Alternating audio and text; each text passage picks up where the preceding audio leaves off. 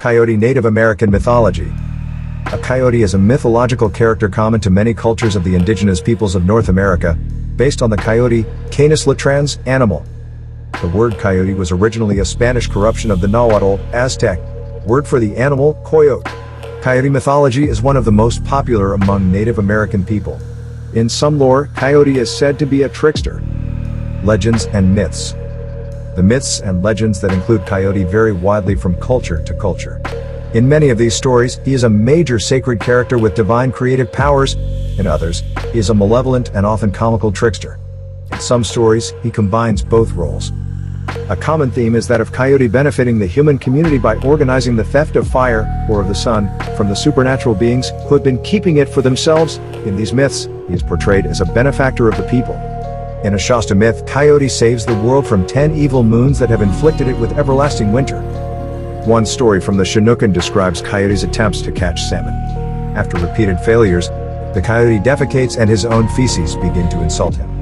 Eventually, his feces stop insulting him and offer detailed advice not only for catching the salmon, but also for preparing the fish once he has them. For a while, Coyote enjoys success for a while before he begins to fail once again. The coyote stops and, as before, defecates again. This batch of feces tells Coyote that there are even more aspects he has to take into consideration when fishing, including specific instructions for a specific geographic location. The story concludes with Coyote finally understanding how to fish properly but being thoroughly exhausted. Coyote also appears in the traditions of the Tohono O'odham people of Arizona as an associate of the culture hero Montezuma. He also appears in a legend of the White Mountain Apache. Coyote fights a lump of pitch, a variant of the Tar Baby theme, and in similar legends of the Zapotec and Papaluca of Mexico. Appearance.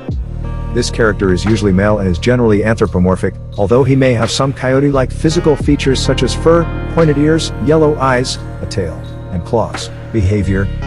Some stories depict Coyote as the embodiment of evil lechery, a serial rapist who uses trickery to attack a variety of victims, including, for example, his own mother-in-law and his sister.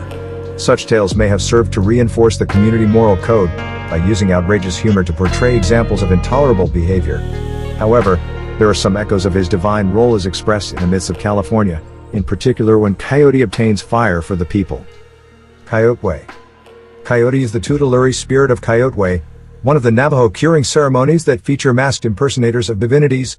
The ceremony is necessary if someone in the tribe catches coyote illness, which can result from killing a coyote or even seeing its dead body. During the ritual, the patient takes the part of the hero of a ceremonial myth and sits on a sand painting depicting an episode from the myth. He or she meets Coyote, who appears in the form of a masked impersonator. The ceremony restores the patient's harmonious relationship with Coyote and the world and thus ensures a return to good health. His origins. One such myth from the Chemehuevi involves Coyote enlisting the help of other animals in order to achieve his goals. In the later half of a myth called Coyote Went to Get Basketry Material, Coyote enlists the help of the black spider and Paratsakita, an unknown bird species, to take revenge on the Skydown Feather brothers for killing his grandson. This myth also involves Coyote discovering the first horse, who happens to be his own grandson. It begins with Coyote's grandson being sent by his mother to go see Coyote, and before the grandson leaves, he is explicitly told not to enter a cave that lies between his mother's house and Coyote's house. However, after the grandson had traveled for some time, it began to get dark and rain began to fall. Deciding to disobey his mother's instruction, the grandson spends the night and the subsequent morning in the cave. When the youth awakens, he finds that his head feels heavy, his hands now look completely different, and he is covered in hair. As he leaves the cave, he is approached by some mountain sheep who accompany him on his journey to his grandfather's house. When he reaches Coyote's home, Coyote sees them coming and notices that one of the mountain sheep is much bigger than the rest. He plans on killing the big one before Wolf tells him that that mountain sheep is actually his own grandson and urges him to not only not kill it, but also feed the big mountain sheep bunchgrass. Coyote obliges and decides to settle for killing some of the smaller mountain sheep instead.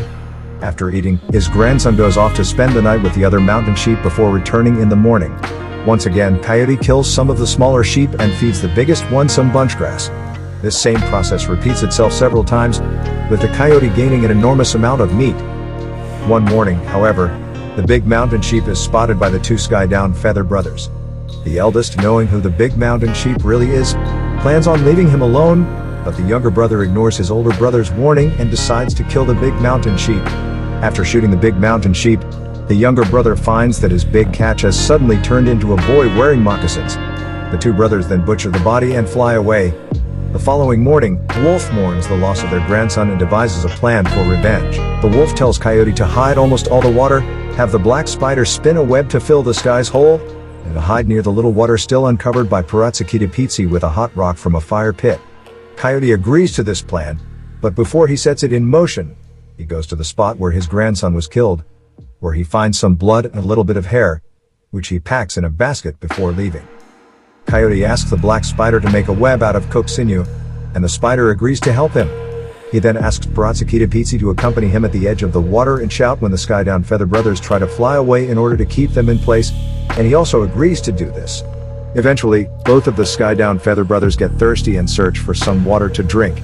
The younger brother quickly spots the water where the coyote is hiding and suggests they land there to drink, but the elder brother knows better and tells his brother that is where the coyote is hiding, waiting for them. The brothers then try to trick Coyote multiple times by flying close to the water and saying, "Oh Coyote," sitting by a roasting pit heating a stone.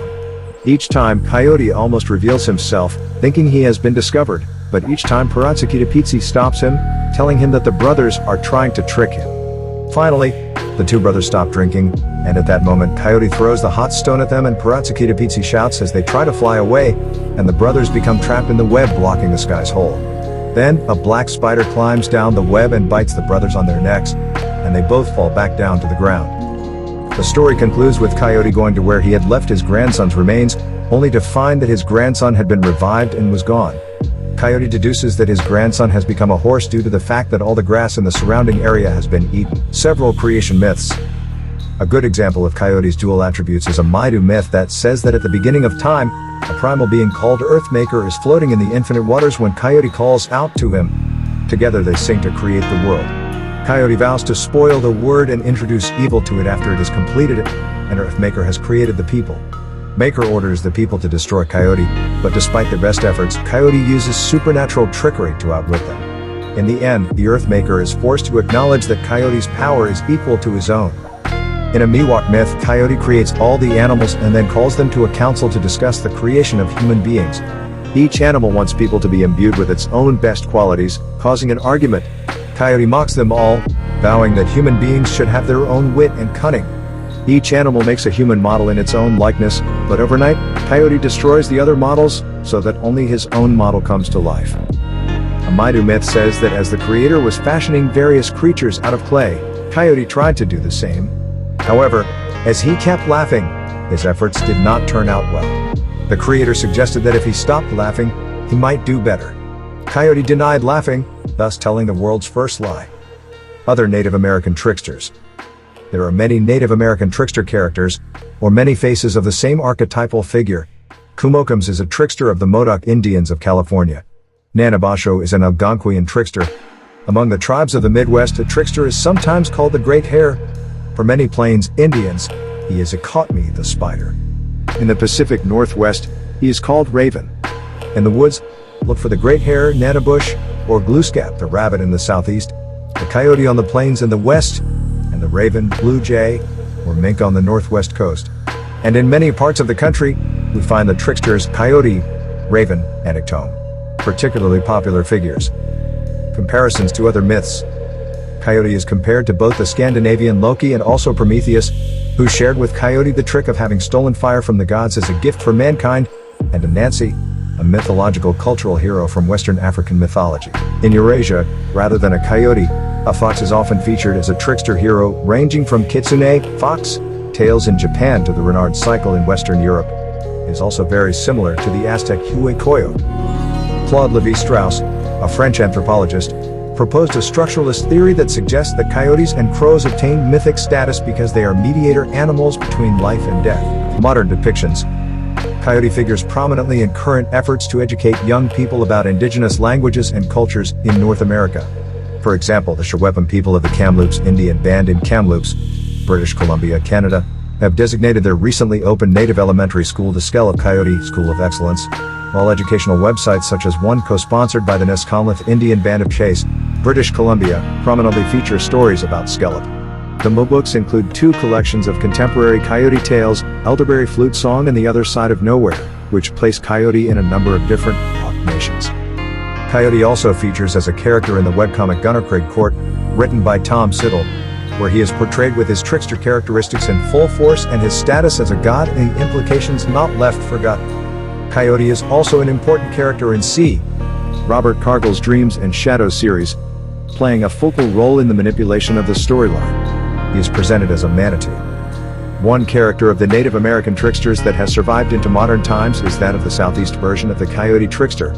Usually called the Great Hare, he passed into modern American folklore as Brer Rabbit after West African slaves fused him with their own hare trickster.